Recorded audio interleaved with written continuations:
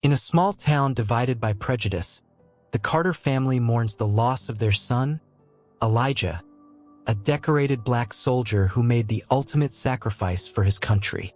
As they prepare for his funeral, tensions rise when their neighbor, Mrs. Whitaker's, deep-seated racism threatens to disrupt their chance to properly honor their fallen hero. With the community already on edge, the stage is set for an explosive confrontation that will test the limits of grief, forgiveness, and human dignity. Will the Carters find the strength to rise above hatred in their darkest hour? Or will Mrs. Whitaker's actions tear apart a community already fragile with loss? Stay tuned to find out. But before that, comment where you're watching from today, and if you like this story, don't forget to like and subscribe. The morning sun cast long shadows through the living room window of the Carter family home, where James Carter stood motionless, his weathered hands gripping a silver picture frame. Inside it, his son Elijah smiled proudly in his military dress uniform, medals gleaming on his chest. The photo had been taken just 6 months ago, before his final deployment. Angela Carter approached her husband quietly, placing a gentle hand on his shoulder. The touch made him flinch slightly. He'd been lost in thought again.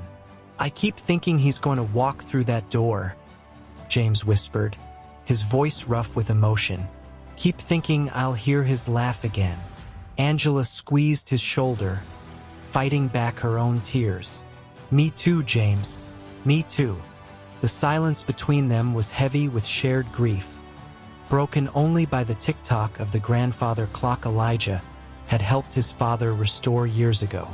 Everything in the house seemed to hold a memory now. "The military liaison called again," Angela said softly. "They want to know if we've decided about the honor guard for the funeral." James nodded slowly, still staring at the photo. "He deserves every honor they can give him. Our boy died serving his country. He died a hero." Down the hallway, Maya Carter stood in the doorway of her brother's bedroom, one hand pressed against the door frame as if she needed it for support. The room was exactly as Elijah had left it. Bed made with military precision, his high school football trophies lined up on the shelf, and his collection of model planes hanging from the ceiling.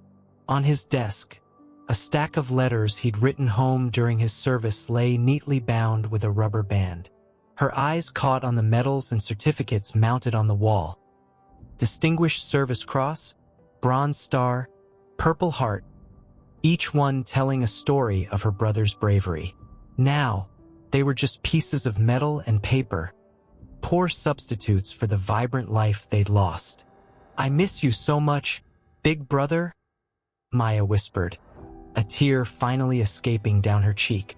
She wiped it away quickly as she heard footsteps behind her. "Maya," her mother called softly. "Honey, there are more people here with food." The steady stream of visitors had been constant since the news arrived. The community had rallied around them, bringing casseroles, flowers, and condolences. Everyone except their next-door neighbor, Mrs. Eleanor Whitaker. Across the street, Mrs. Whitaker stood at her own window, lips pursed in disapproval as she watched another car pull up to the Carters' house. The visitors, a young couple carrying a covered dish, hurried up the walkway. "Ridiculous," she muttered, adjusting her lace curtains. "You'd think they'd lost royalty, not just another." She cut herself off, but her expression said what she wouldn't voice aloud. Her prejudices ran deep, unchanged by decades of social progress. Outside, Tom and Sarah Mitchell, who lived 2 doors down, watched Mrs. Whitaker's silhouette in the window as they walked past her house. "Did you hear what she said at the grocery store yesterday?" Sarah whispered to her husband. "About how some people were making too much fuss over a soldier who was just doing his job?" Tom's jaw tightened. "Yeah, and I heard worse. Betty from church told me she was complaining about all the flags being lowered to half-mast. Said it was excessive. I'm worried she's going to cause trouble at the funeral." Sarah said, glancing back at the Whitaker house. You know how she gets when she thinks she's being righteous about something. If she does, she'll have the whole town to answer to, Tom replied firmly. The Carters don't deserve that, not now. Inside the Carter home, James had moved to the dining room, where Elijah's dress uniform lay spread out on the table. He ran the iron carefully over the sleeve, making sure every crease was perfect. His hands trembled slightly as he worked, but his movements were deliberate and focused.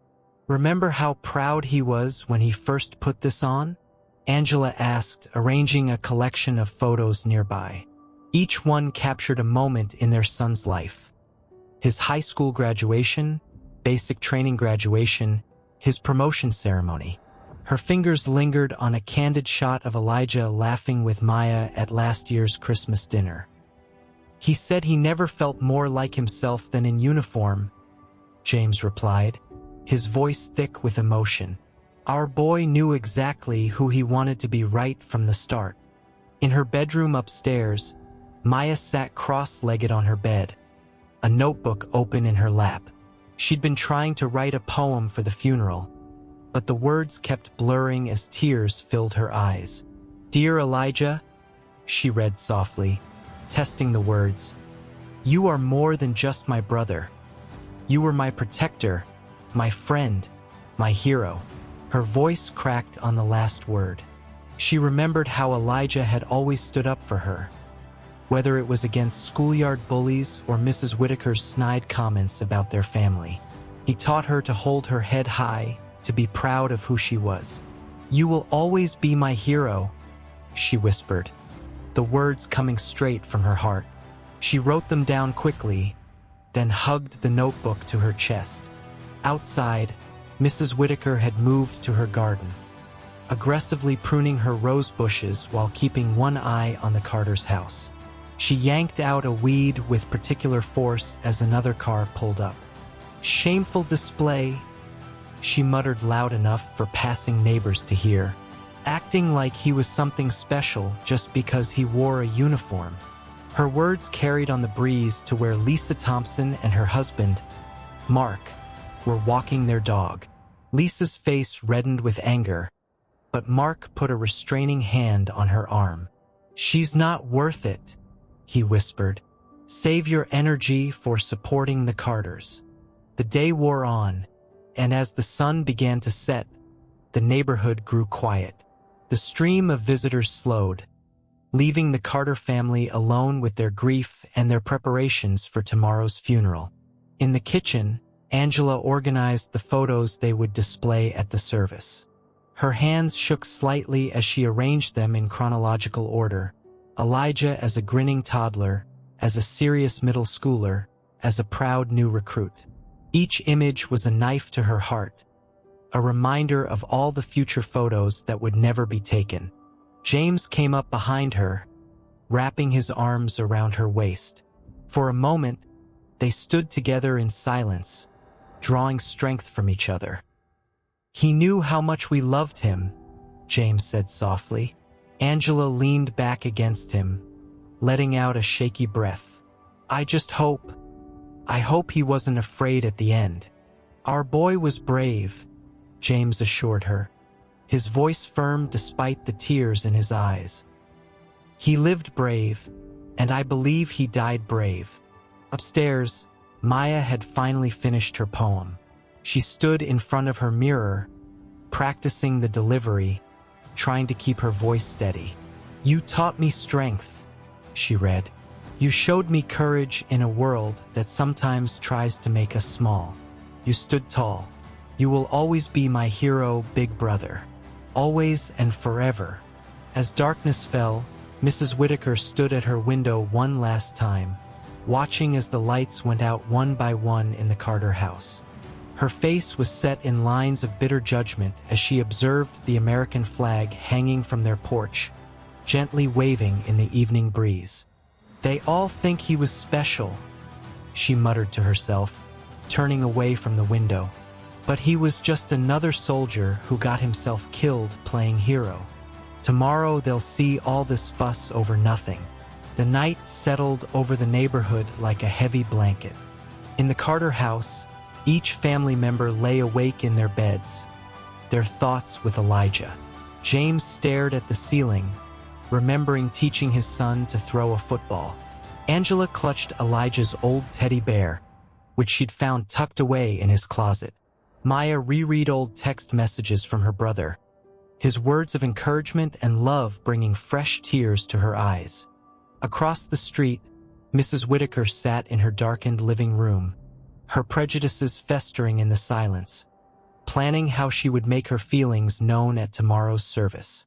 As the first hints of dawn began to color the sky, the atmosphere in the neighborhood was subdued.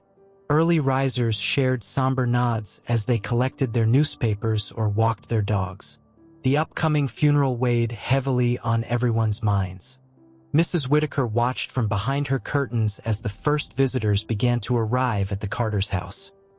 Family members who had traveled from out of town, military personnel in crisp uniforms, neighbors coming to offer support before the service.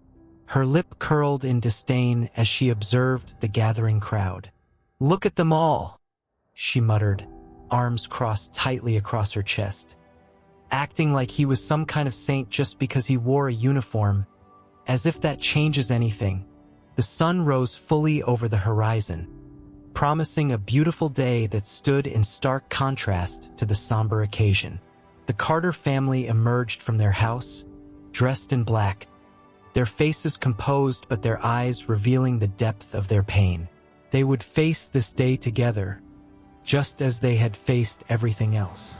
But as they climbed into the waiting car that would take them to the church, none of them could have predicted just how much their strength would be tested or how their response to hatred would impact not just their own healing but the entire community's understanding of grace under fire.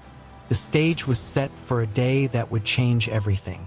The morning sun filtered through the stained glass windows of First Baptist Church, casting colorful shadows across the pews already filling with mourners.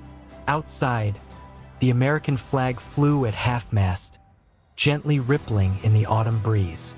The church's old brick walls had witnessed countless services over the years, but today's funeral would prove to be unlike any other.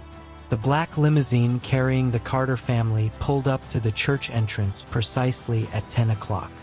James Carter stepped out first, his normally proud shoulders bearing the weight of his grief. He turned to help Angela, who emerged wearing a simple black dress and clutching a white handkerchief. Maya followed her, young face showing a maturity beyond her years as they walked up the church steps. The assembled mourners parted respectfully. Neighbors, friends, and fellow church members offered silent nods of support. Several military personnel in dress uniforms stood at attention, their faces solemn. "The Petersons are here from Atlanta," Angela whispered to James, spotting their old friends. "They drove all night to be here.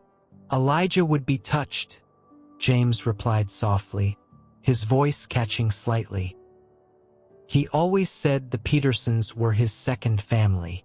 Inside the church, the front area had been transformed into a tribute to Elijah's life and service. His dress uniform, meticulously pressed by his father, was displayed on a stand next to the altar.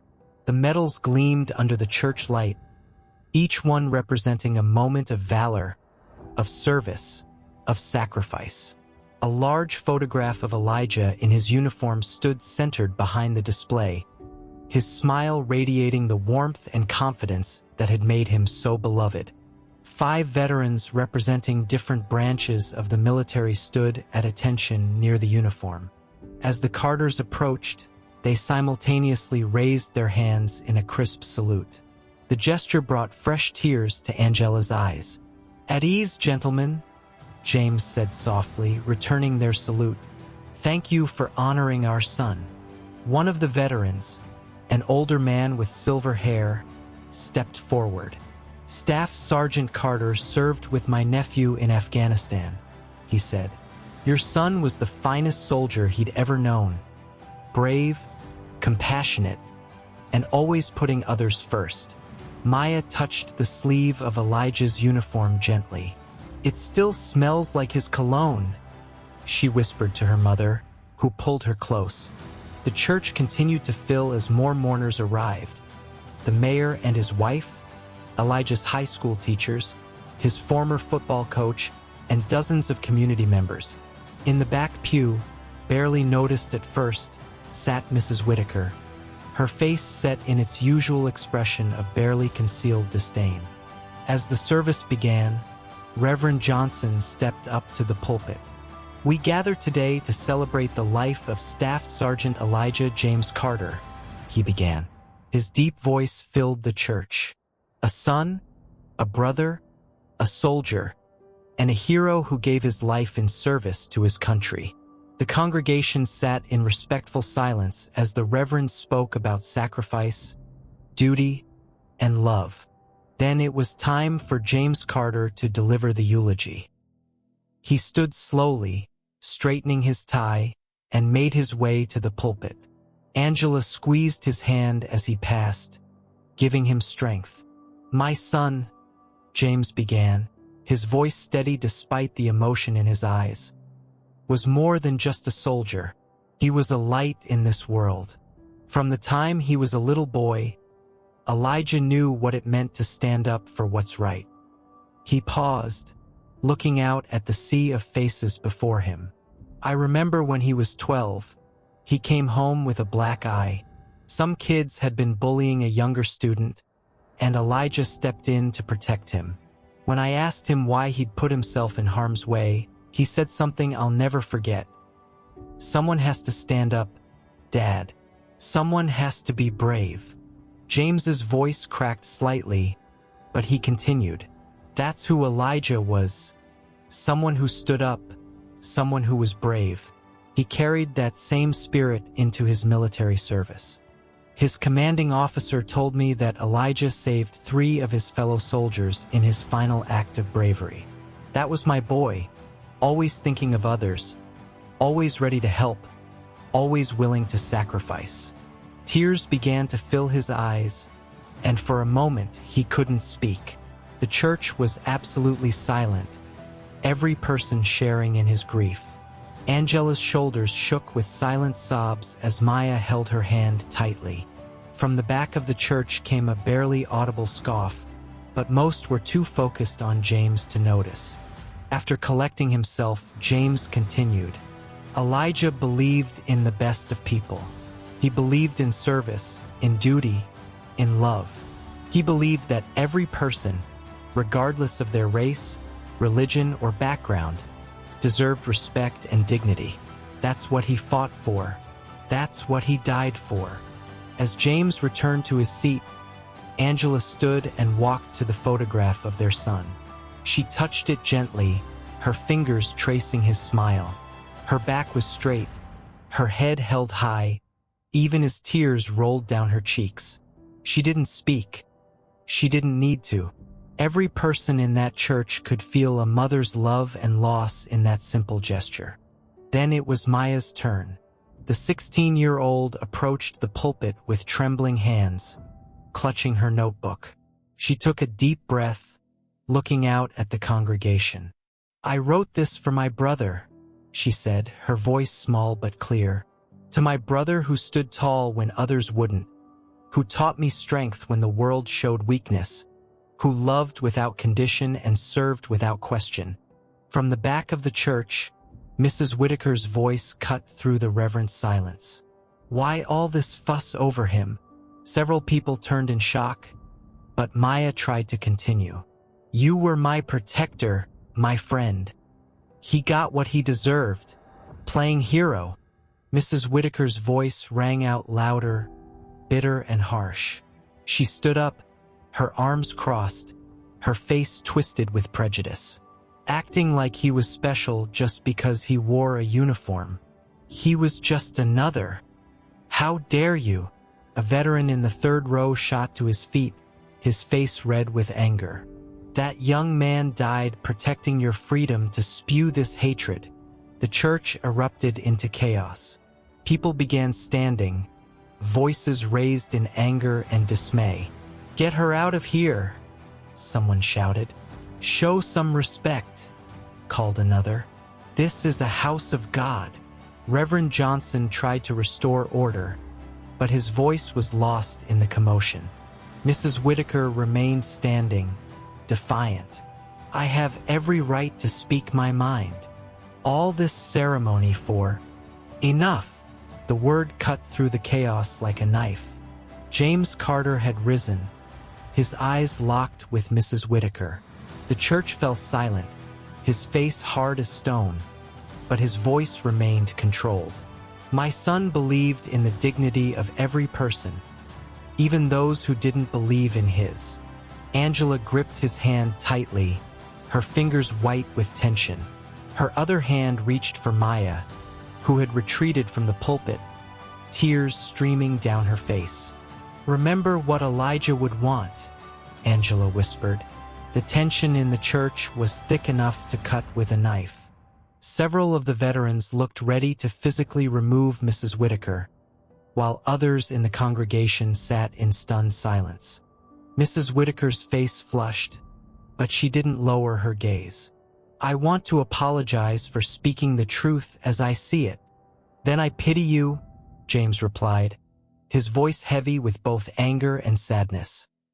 "Because the truth is my son died for the truth about equality, dignity, and service to others. That's a truth you'll never understand."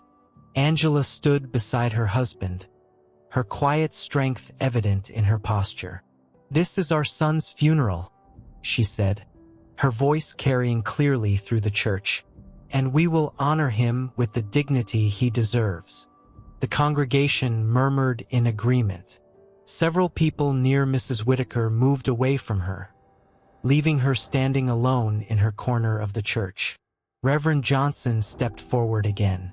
"Mrs. Whitaker, I must ask you to leave. This is a time of mourning." For a moment, it seemed she might refuse, but faced with the united front of the congregation, Mrs. Whitaker gathered her purse and walked toward the exit. Her heels clicked loudly on the floor. As she reached the door, she turned back one last time, but whatever she might have said was cut off by the collective glare of the mourners. The door closed behind her with a heavy thud. The silence that followed was deafening. Maya, still standing near the pulpit, wiped her eyes and straightened her shoulders, a gesture so reminiscent of her brother that several people caught their breath. "May I finish my poem?" she asked, her voice stronger now. James and Angela nodded, returning to their seats. The congregation settled, and Maya began again. "To my brother who stood tall when others wouldn't, who taught me strength when the world showed weakness, who loved without condition and served without question. You were my protector, my friend. He got what he deserved. Playing hero." Mrs. Whitaker's voice rang out louder, bitter and harsh. She stood up, her arms crossed, her face twisted with prejudice. "Acting like he was special just because he wore a uniform. He was just another. How dare you?" Another veteran shot to his feet, his face red with anger. "That young man died protecting your freedom to spew this hatred." The church erupted into chaos as people began standing, voices raised in anger and dismay. "Get her out of here," someone shouted. "Show some respect," called another. "This is a house of God." Reverend Johnson tried to restore order, but his voice was lost in the commotion. Mrs. Whitaker remained standing, defiant. "I have every right to speak my mind." The word cut through the chaos like a knife. James Carter had risen, his eyes locked with Mrs. Whitaker. The church fell silent, his face hard as stone, but his voice remained controlled. "My son believed in the dignity of every person, even those who didn't believe in his." Angela gripped his hand tightly, her fingers white with tension. Her other hand reached for Maya, who had retreated from the pulpit, tears streaming down her face. "Remember what Elijah would want," Angela whispered. The tension in the church was thick enough to cut with a knife. Several of the veterans looked ready to physically remove Mrs. Whitaker, while others in the congregation sat in shocked silence. Mrs. Whitaker's face flushed, but she didn't lower her gaze.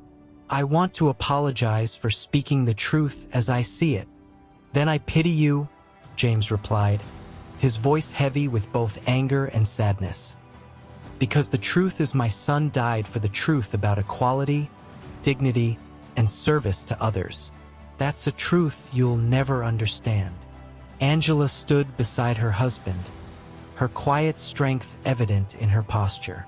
This is our son's funeral, she said, her voice carrying clearly through the church, and we will honor him with the dignity he deserves. The congregation murmured in agreement. Several people near Mrs. Whitaker moved away from her, leaving her standing alone in her corner of the church. Reverend Johnson stepped forward again. Mrs. Whitaker, I must ask you to leave. This is a time of mourning. For a moment, it seemed she might refuse, but faced with the united front of the congregation, Mrs. Whitaker gathered her purse and walked toward the exit. Her heels clicked loudly on the floor. As she reached the door, she turned back one last time, but whatever she might have said was cut off by the collective glare of the mourners. The door closed behind her with a heavy thud. The silence that followed was deafening. Maya, still standing near the pulpit, wiped her eyes and straightened her shoulders, a gesture so reminiscent of her brother that several people caught their breath. May I finish my poem? She asked, her voice stronger now. James and Angela nodded, returning to their seats. The congregation settled, and Maya began again. To my brother who stood tall when others wouldn't, who taught me strength when the world showed weakness, who loved without condition and served without question. In a world that sometimes tried to make us small, you showed me how to stand tall. Your light will never fade, your courage never forgotten, your love forever carried in our hearts. You will always be my hero, big brother. Always and forever. The church was silent for a moment before erupting in gentle applause. Angela and James held each other, tears streaming down their faces, but their expressions showed pride mixing with their grief.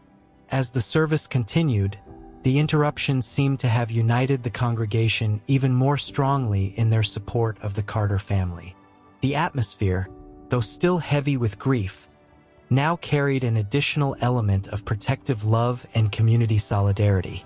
The rest of the funeral proceeded with dignity and grace, just as Elijah would have wanted. But the events of that day would continue to ripple through the community, forcing everyone to confront their own prejudices and preconceptions, and testing the limits of forgiveness and understanding in ways none of them could have anticipated. The afternoon sun cast long shadows across the church steps as mourners filed out of Elijah Carter's funeral service. The air was thick with tension, faces marked by a mixture of grief and barely contained anger. Small groups formed on the lawn, their voices a steady hum of disbelief and outrage. Sarah Mitchell stood with her husband Tom, shaking her head in disgust. In all my years in this town, I've never seen anything like it. To disrupt a soldier's funeral? Did you see James Carter's face? Betty Williams interjected, her voice trembling. The dignity of that man, even after what she said about his son. A few feet away, Colonel Richardson, one of the military veterans who had attended, spoke quietly with Reverend Johnson. Something needs to be done about this. That woman can't be allowed to just walk away from this. The Carters emerged last, surrounded by a protective circle of family and close friends. Local news crews who had been covering the funeral of the fallen hometown hero surged forward, microphones extended. Mr. Carter, do you have any comment about Mrs. Whitaker's disruption? How do you respond to her statements about your son? James Carter paused, looking at his wife and daughter. Angela nodded slightly, and he turned to face the reporters. The crowd fell silent, waiting. "My son," he began, his voice strong despite the emotion in his eyes, believed in the power of love over hate. He believed that every person, regardless of their background, deserved respect and dignity, even those who showed none in return. He paused, gathering his thoughts. "We can't fight hate with hate. My son stood for more than this. He gave his life protecting the very freedoms that allow people to speak their minds, even when their words cause pain. But with freedom comes responsibility, the responsibility to our community, to our shared humanity."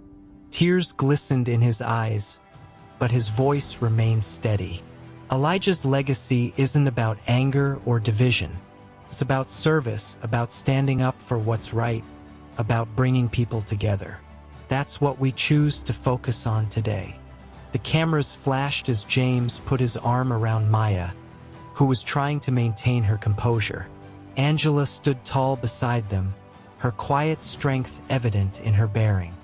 Later that evening, inside the Carter home, Maya's carefully maintained control finally broke.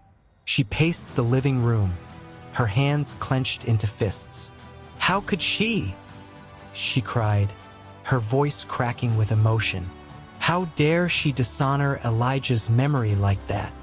He protected people like her, people who hated him without even knowing him." James looked up from his chair, his face etched with concern. "You're right, he did deserve better. But remember what your brother always said about anger." Maya's shoulders slumped slightly. "That it burns the one holding it?" "Exactly. Don't let her take your peace, baby girl. Don't let bitterness consume you. That's not what Elijah would want." Across town, the community's response was taking shape. The local park filled with neighbors carrying candles and American flags. Someone had erected a temporary memorial, Elijah's photograph surrounded by flowers and notes of gratitude. Sarah Mitchell, who had organized the vigil, addressed the gathered crowd. "Tonight we stand together to honor Staff Sergeant Elijah Carter.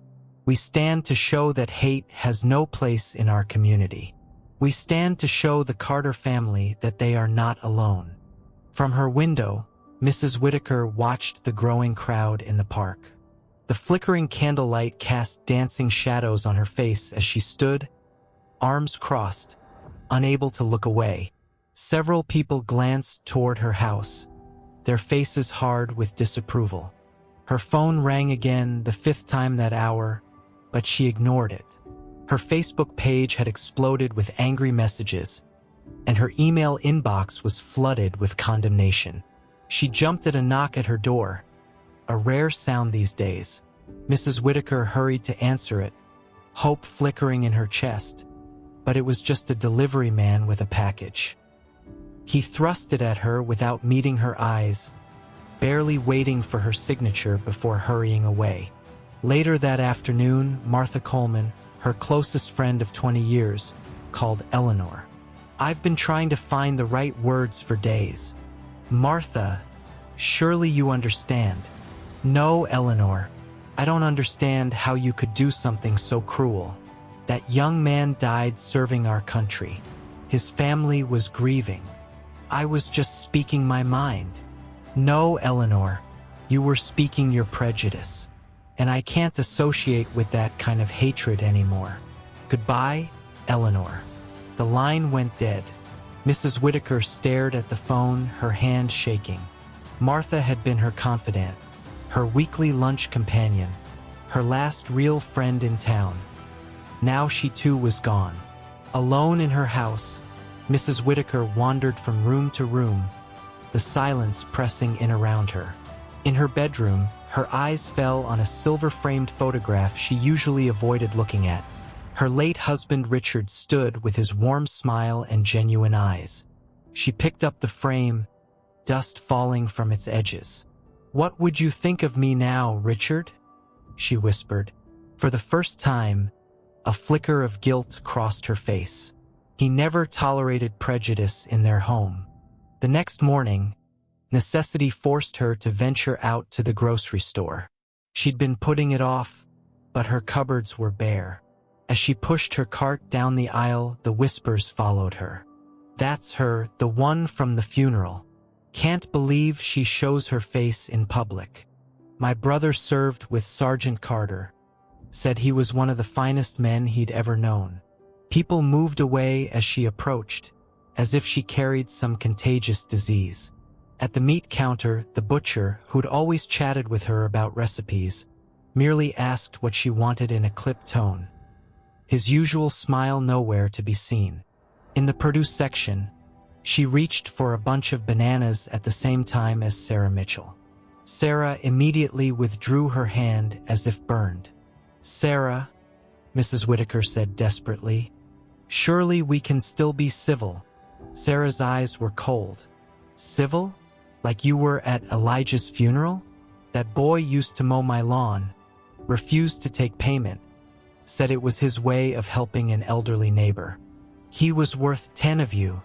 Eleanor at the checkout, the young cashier, someone she'd known since he was a child, wouldn't meet her eyes. He scanned her items in silence, speaking only to mutter the total when she tried to hand him cash. He flinched away from her touch. Sunday morning brought another shock. Mrs. Whitaker had attended First Baptist Church for 40 years, had taught Sunday school, had organized bake sales. She walked up the familiar steps, clutching her Bible like a shield. Reverend Johnson met her at the door, his face kind but firm. "Eleanor," he said softly, "I think it's best if you don't attend services for a while." She stared at him in disbelief. "You're turning me away from God's house?" "No, Eleanor. God's house is open to all who come with an open heart. But this is also a place of respect, not division. Your actions have deeply hurt this congregation. Until you're ready to truly reflect on that and make amends, your presence here will only cause pain."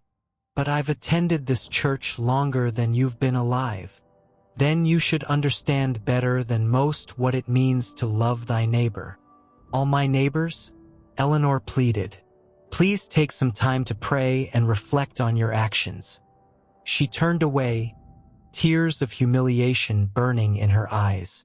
As she walked home, she passed the park where the vigil for Elijah had been held. The temporary memorial had grown. Flowers, flags, notes, and pictures covered the space. A group of young people were maintaining it, replacing wilted flowers with fresh ones. One of them looked up as she passed. "My brother served with Sergeant Carter," the young man called out. "He said your kind of hatred was exactly what they were fighting against back home." Mrs. Whitaker stood at her window, watching life continue without her. Children played in the street, neighbors chatted on porches, families returned from church.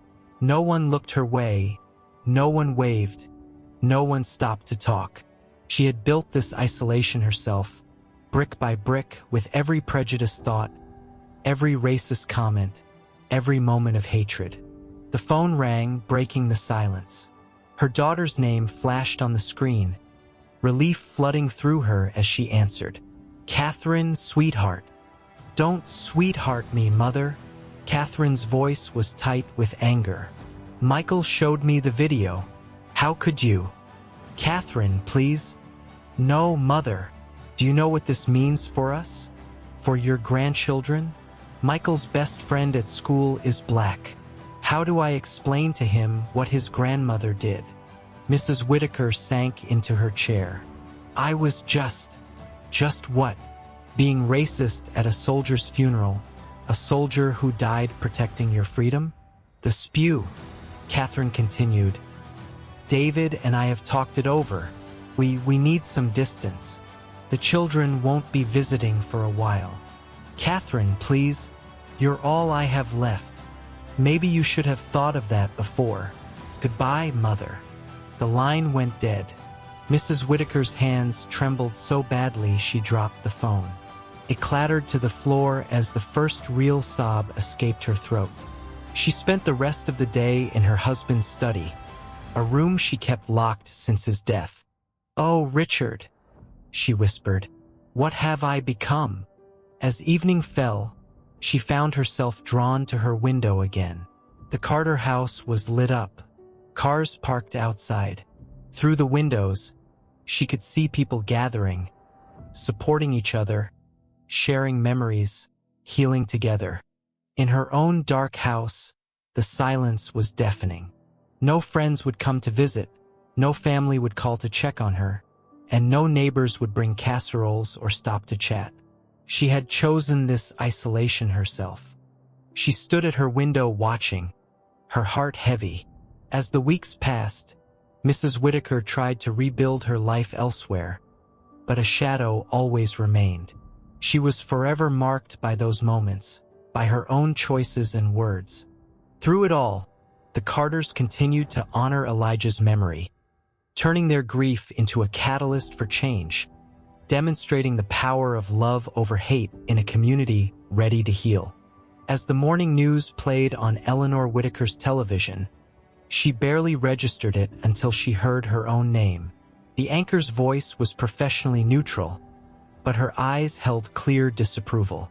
In local news, controversy continues to grow over the disruption of Staff Sergeant Elijah Carter's funeral.